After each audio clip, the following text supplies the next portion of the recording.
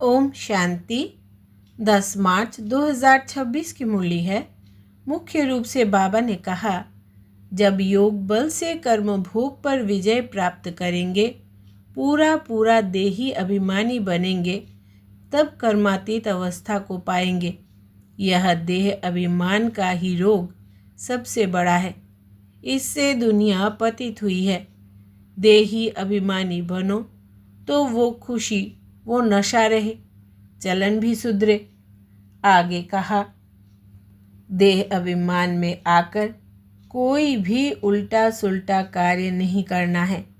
देही अभिमानी बनने का पूरा पूरा पुरुषार्थ करना है। अपनी सीरत अर्थात चलन सुधारते रहना है। बहुत बहुत मीठा शीतल बनना है।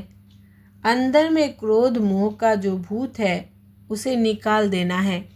अब सुनते हैं महावाक्यों को विस्तार से। बाबा ने कहा, मीठे बच्चे, सबसे बड़ी बीमारी देह अभिमान की है। इससे ही डाउनफॉल हुआ है। इसलिए अब देही अभिमानी बनो।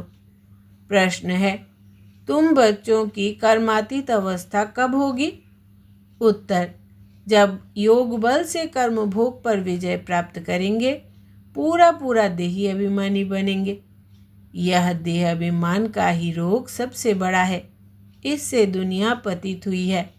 देही अभिमानी बनो तो वो खुशी, वो नशा रहे, चलन भी सुधरे। गीत है, रात के राही थक मत जाना। ओम शांति। राही का अर्थ तो बच्चों ने सुना और तो कोई समझा नहीं सकते सिवाय तुम ब्रह्मामुख वंशावली ब्राह्मणों के। तुम जो देवी देवता थे तो मनुष्य, परंतु तुम्हारी सीरत बहुत अच्छी थी। तुम सर्वगुण संपन्न, 16 कला संपूर्ण थे। तुम विश्व के मालिक थे। हीरे जैसे से कौड़ी जैसा कैसे बने, यह कोई मनुष्य नहीं जानते हैं। तुमने भी नंबरवार पुरुषार्थ अनुसार पलटा खाया है, परिवर्तन हुआ है। अभी तुम देवता बने नहीं हो, रिजुविनेट हो रहे हो। कोई थोड़ा बदले हैं, कोई की 5%, कोई की 10% सीरत बदली जाती है। दुनिया को यह पता नहीं, भारत ही है विंथा। कहते भी है क्राइस्ट से 3000 वर्ष पहले भारत में देवी देवता थे। उनमें ऐसे गुण थे जो उन्हों को भगवान भगवती कहते थे। अभी तो वो गुण है नहीं। मनुष्य की समझ में नहीं आता, भारत जो इतना साहूकार था, उनका फिर डाउनफॉल कैसे हुआ। वो भी बाप ही बैठ समझाते हैं। तुम भी समझा सकते हो, जिनकी सूरत सुधरी है। बाप कहते हैं, बच्चे, तुम देवी देवता थे तो आत्माभिमानी थे। फिर जब रावण राज्य शुरू हुआ तो देह अभिमानी बन पड़े हो। यह देह अभिमान की सबसे बड़ी बीमारी तुमको लग पड़ी है। सतयुग में तुम आत्म अभिमानी थे, बहुत सुखी थे।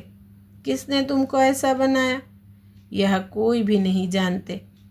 बाप बैठ समझाते हैं, तुम्हारा डाउनफॉल क्यों हुआ? अपने धर्म को भूल गए हो। भारत बर्थ नोटे पेनी बन गया। उनका मूल कारण क्या है? देह अभिमान। यह भी ड्रामा बना हुआ है। मनुष्य यह नहीं जानते कि भारत इतना साहूकार था, फिर गरीब कैसे बना। हम आदि सनातन देवी देवता धर्म के थे, फिर हम कैसे धर्म भ्रष्ट कर्म भ्रष्ट बने। बाप समझाते हैं, रावण राज्य होने से तुम देह अभिमानी बने तो तुम्हारा यह हाल होने लगा। सीढ़ी भी दिखाई है कैसे डाउनफॉल हुआ। बर्थ नोटे पेनी का भी मुख्य कारण देह अभिमान है। यह भी बाप बैठ समझाते हैं। शास्त्रों में कल्प की आयु लाखों वर्ष लगा दी है। आजकल समझदार है क्रिश्चियन लोग। वो भी कहते हैं क्राइस्ट से 3000 वर्ष पहले पैराडाइज था। भारतवासी यह समझ नहीं सकते कि प्राचीन भारत ही था जिसको स्वर्ग हेवन कहा जाता है। आजकल तो भारत की फुल हिस्ट्री ज्योग्राफी को जानते ही नहीं है। थोड़े बच्चों में थोड़ा ज्ञान है तो देह अभिमान आ जाता है। समझते हैं हमारे जैसा कोई है नहीं।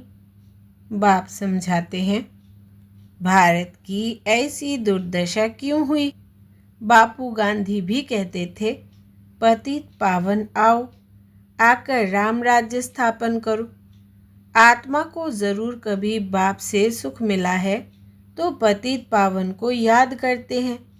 बाप समझाते हैं हमारे बच्चे जो शूद्र से बदल ब्राह्मण बनते हैं वो भी पूरा देही अभिमानी नहीं बनते हैं, घड़ी घड़ी देह अभिमान में आ जाते हैं। यह है सबसे पुराना रोग जिससे यह हाल हुआ है। देही अभिमानी बनने में बड़ी मेहनत है। जितना देही अभिमानी बनेंगे उतना बाप को याद करेंगे, फिर अथाह खुशी रहनी चाहिए।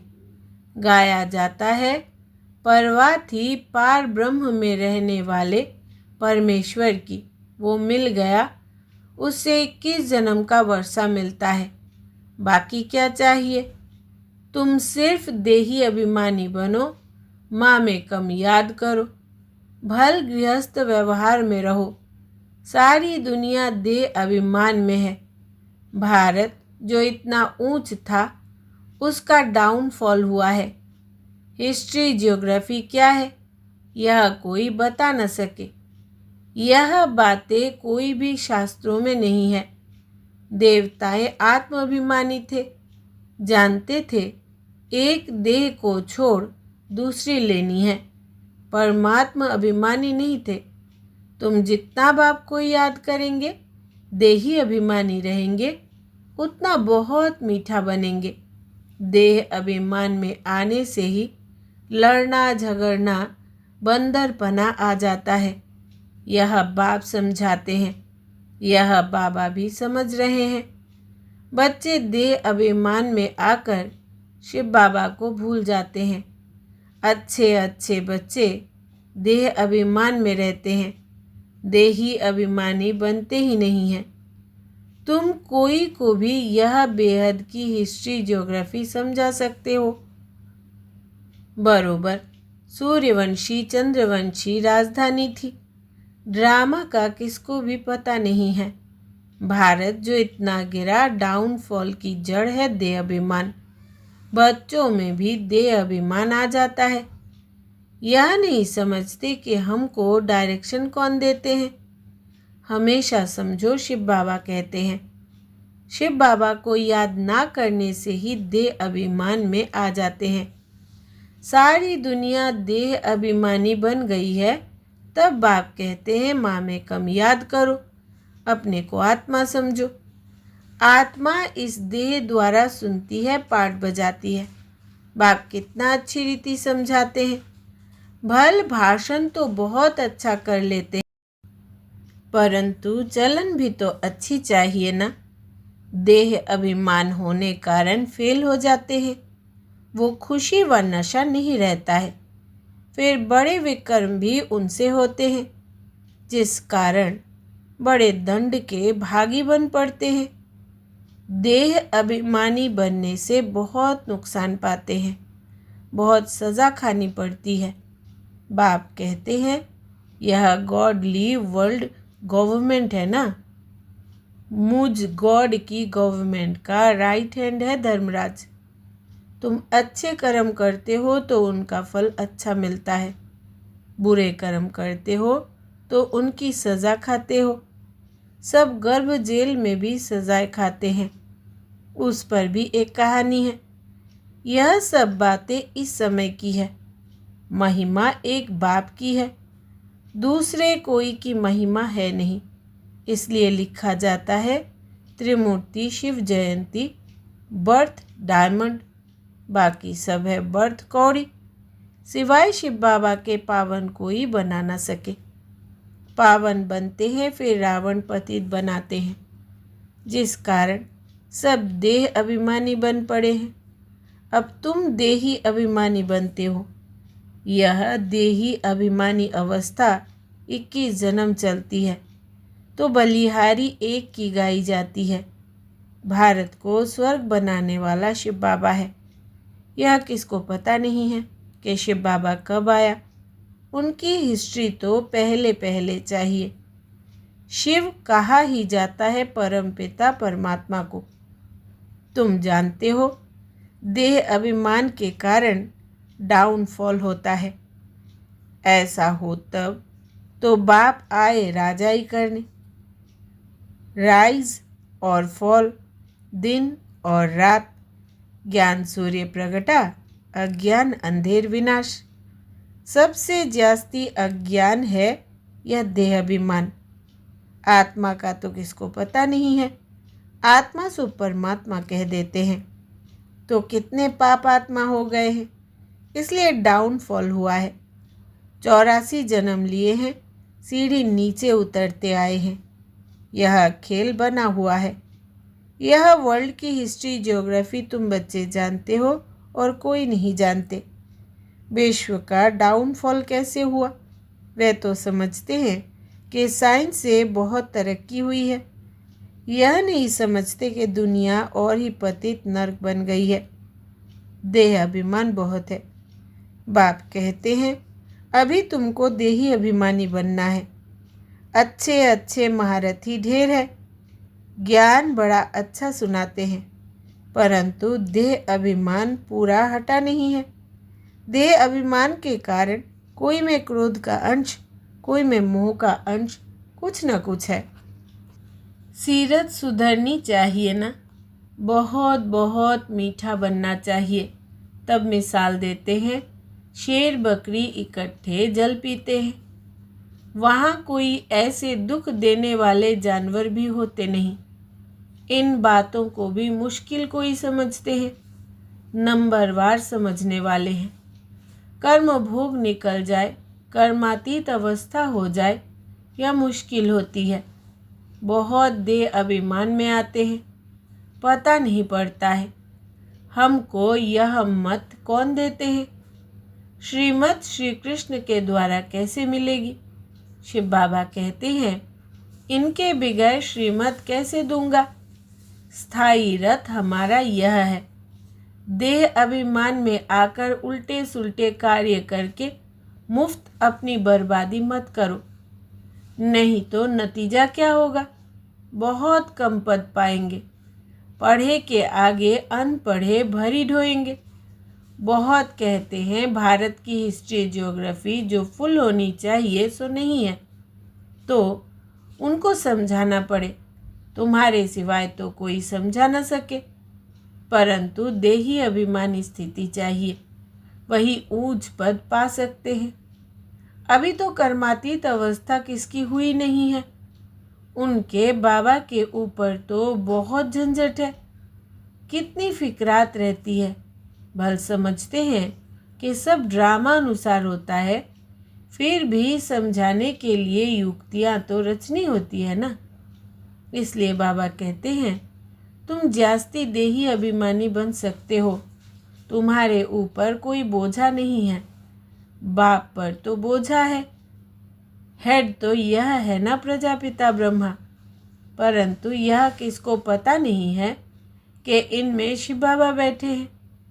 तुम्हारे में भी कोई मुश्किल इस निश्चय में रहते हैं, तो यह वर्ल्ड की हिस्ट्री ज्योग्राफी जाननी चाहिए ना।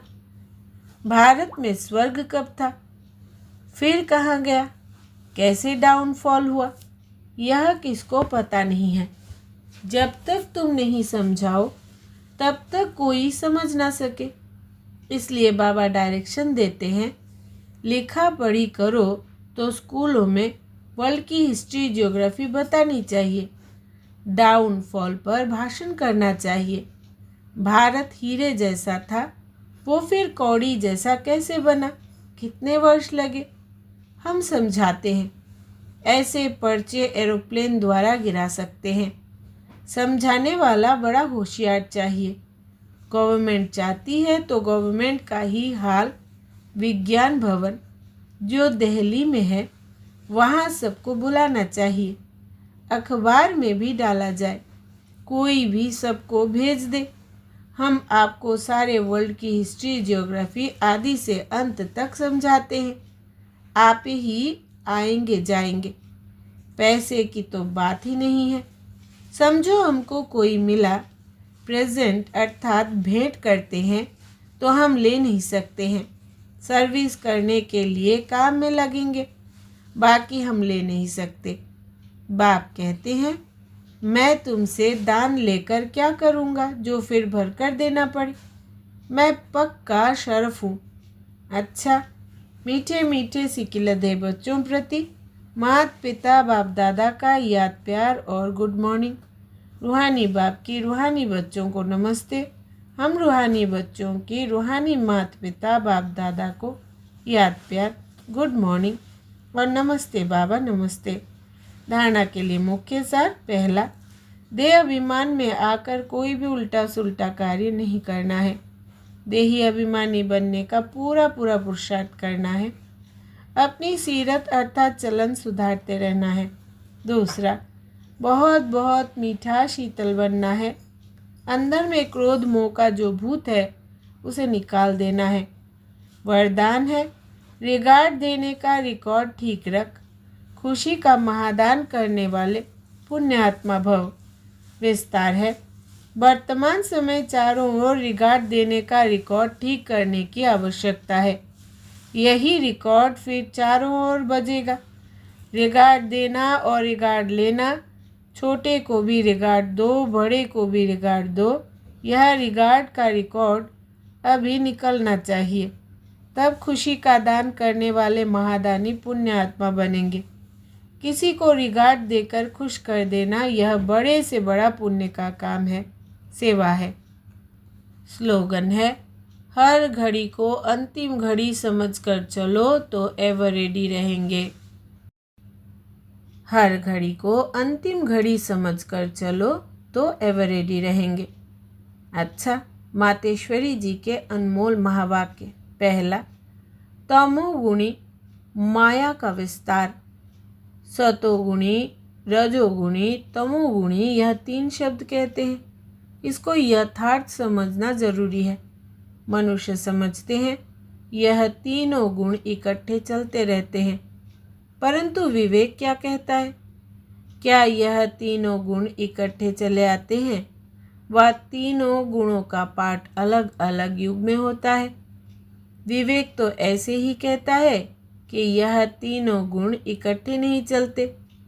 जब सतयुग है तो सतोगुण है, द्वापर है तो रजोगुण है और कलयुग है तो तमोगुण है।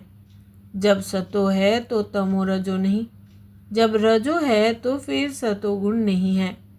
यह मनुष्य तो ऐसे ही समझ कर बैठे हैं कि यह तीनों गुण इकट्ठे चलते आते हैं। यह बात कहना सरासर भूल है। वो समझते हैं जब मनुष्य सच बोलते हैं, पाप कर्म नहीं करते हैं, तो वो सतोगुणी होते हैं। परंतु विवेक कहता है जब हम कहते हैं सतोगुण, तो इस सतोगुण का मतलब है संपूर्ण सुख, गोया सारी सृष्टि सतोगुणी है। बाकी ऐसे नहीं कहेंगे कि जो सच बोलता है वो सतोगुणी है और जो झूठ बोलता है वो कलयुगी तमोगुणी है। ऐसे ही दुनिया चलती आती है। अब जब हम सतयुग कहते हैं तो इसका मतलब है सारी सृष्टि पर सतोगुण, सतो प्रधान चाहिए। हाँ, कोई समय ऐसा सतयुग था जहाँ सारा संसार सतोगुणी था। अब वो सतयुग नहीं है। अभी तो है कलयुगी दुनिया, गोया सारी सृष्टि पर तमो प्रधानता का राज्य है। इस तमोगुणी समय पर फिर सतोगुण कहाँ से आया? अब है घोर अंधियारा, जिसको ब्रह्मा की रात कहते हैं। ब्रह्मा का दिन है सतयुग और ब्रह्मा की रात है कलयुग, तो हम दोनों को मिला नहीं सकते। दूसरा, कलयुगी असार संसार से सतयुगी सार वाली दुनिया में ले चलना एक परमात्मा का ही काम है। इस कलयुगी संसार को असार संसार क्यों कहते हैं? क्योंकि इस दुनिया में कोई सार नहीं है, माना कोई भी वस्तु में वो ताकत नहीं रही, अर्थात सुख, शांति, पवित्रता नहीं है जो इस सृष्टि पर कोई समय सुख, शांति, पवित्रता थी। अब वो ताकत नहीं है क्योंकि इस सृष्टि में 5 भूतों की प्रवेशता है। इसलिए ही इस सृष्टि को भय का सागर अथवा कर्म बंधन का सागर कहते हैं। इसलिए ही मनुष्य दुखी हो परमात्मा को पुकार रहे हैं, परमात्मा हमको भव सागर से पार करो। इससे सिद्ध है कि ज़रूर कोई अभय अर्थात निर्भयता का भी संसार है जिसमें चलना चाहते हैं।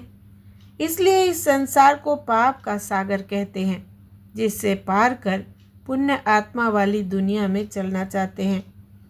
तो दुनियाएं 2 है, एक सतयुगी सार वाली दुनिया, दूसरी है कलयुगी असार की दुनिया। दोनों दुनियाएं इस सृष्टि पर होती है। अभी परमात्मा वो सार वाली दुनिया स्थापन कर रहे हैं। अच्छा, ओम शांति। यह व्यक्ति इशारे निश्चय के फाउंडेशन को मजबूत कर सदा निर्भय और निश्चिंत रहो। जैसे ज्ञान की सब्जेक्ट है, वैसे सेवा की भी सब्जेक्ट है। जो इसमें फेथफुल निश्चय बुद्धि है वही नंबर आगे जा सकता है।